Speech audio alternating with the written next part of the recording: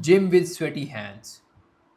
If you ever wondered if gymming was possible with sweaty hands, I'm here to tell you the answer. The answer is yes, it is possible. I always wanted to lift, I always wanted to build that muscular body. But due to my hyperhidrosis, I never could. I always thought that gym is the place where only dry or normal people belongs. And due to this belief, I always stayed skinny fat. The very few times I tried going to the gym, I always ended up quitting. I always got fed up with my sweat, and because of this, I never had the strength I needed. Now, I have been lifting for more than a year consistently, and I have made some really good progress in terms of looks, confidence, and of course, strength. My current goal is to get lean enough to get visible six pack abs, and I am sure I will reach there within 3 4 months. I will also put up my picture so you know I am actually doing things, not just talking here. I always do things first, then speak. And I will also leave my Instagram link in the description. You can follow my journey there as well. Now, let me walk you through on how I started lifting even with sweaty hands and how you could do the same. So the number one biggest hurdle you gonna face when you start lifting is the fragile grip. Because of your sweaty palms, your grip is gonna be shit. And in order to counter this, we are gonna use the lifting gloves. And you don't just need any kind of lifting gloves. You need a very lightweight, either polyester or nylon material gloves. Don't get something that is too thick or big. Get something that are lightweight and small. And I use these like for the initial few months when I started lifting, like for 2 to 3 months. After that, I stopped using them because I got really comfortable lifting without gloves, and I don't even sweat that much from my palms now. Next, it's very basic, but it's really essential. It's carrying a gym towel. As I said, I have been going to the gym more than a year ago now. And in that period, I never skipped carrying a gym towel, even once. Even once, you can understand how important that is. You can use a small gym towel to wipe the bench, to wipe the equipment, or to wipe the handles if you leave sweat marks.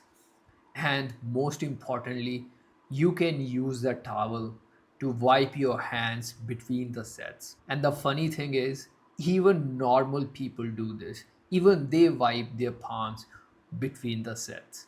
If you are someone who sweats from his underarms or your back, like I have hyperhidrosis in my underarms as well.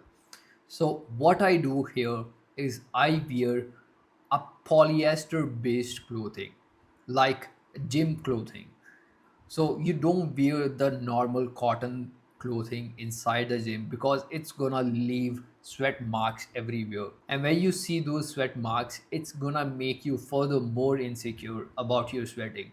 So what I do in order to stay confident even in the gym, even with sweating, I use polyester based clothing. What it does, it basically hides your sweat. Even if you are sweating like a lot inside your clothes, it's not gonna show up on your clothes because of the material. Next, I would also carry some emergency products to the gym with me. So, like on some days, if you are sweating a lot from your hands, you can just get your products like rubbing alcohol or alcohol wipes and wipe your palms really well and dry them. It will give you a temporary relief. And what if you don't have these products? I would just go inside the bathroom and wash my hands. Even washing helps reset the sweating for a few minutes, of course. And I am also trying few other products on the side, which I will cover in the future videos. Now you might be wondering, What about greeting people inside the gym? How do I handle that? So what I do, first of all, now I stay quite dry inside the gym. So it's not a problem for me now. But while starting out, it was a bit of challenge there. So what I did before just the handshake, I quickly wiped my palm and gave a handshake. Or the best option, you can just give a fist bumps. Like it's really normal in the gym to give fist bumps. And most important thing, even if you give a wet handshake, don't apologize after that or don't act weird. If you behave like it's nothing or nothing happened, they won't even notice. What I have realized is that people they are really inside their own head. They don't even notice it that much. Another thing I would like to add here is get confident. Sweating in the gym is really normal and people go there to sweat. So don't put that much importance on the sweat itself. And let me also share a really quick story.